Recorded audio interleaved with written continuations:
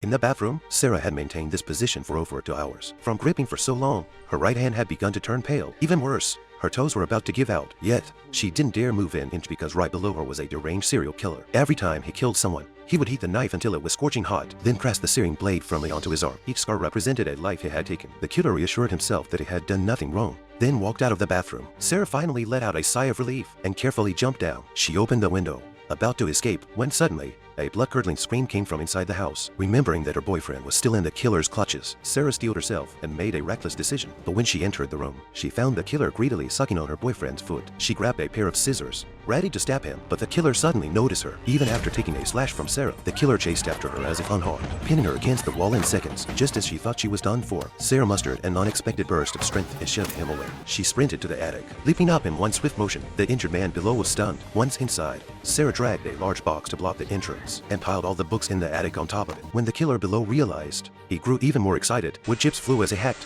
away. It wouldn't take long for him to break through. With the sound of the drill growing louder, Sarah slumped to the floor, unsure what to do. Just as despair was about to consume her, she suddenly spotted a crossbow stored in the attic. But after searching frantically, she couldn't find any arrows and accidentally cut herself on the bow. At that moment, the box blocking the entrance was violently shoved aside. The killer scanned the room with a flashlight and quickly zeroed in on Sarah's hiding spot. But when he pulled back the cover, it was just a dummy. The next second, Sarah leaped down from the rafters, slipped past him unnoticed, and climbed out, wedging a stick to jam the entrance shut. No matter how hard the killer smashed at it, he couldn't break through. Sarah then rushed to the bedroom and hurriedly untied her boyfriend. Unexpectedly, his mother let out a scream upon seeing the corpse on the floor. Sure enough, the noise drew the killer back, and both mother and son were captured again. They even reviewed Sarah's hiding place. With no choice, Sarah carefully concealed herself. Just as she hid upstairs, the killer walked in. Luckily, he didn't spot her. Then, he doused the room in gasoline, preparing to burn the house down. Sarah knew staying put meant certain death. Summoning her courage, she drew the bowstring tight. The crisp sound alerted the killer, but by the time he realized, it was already too late.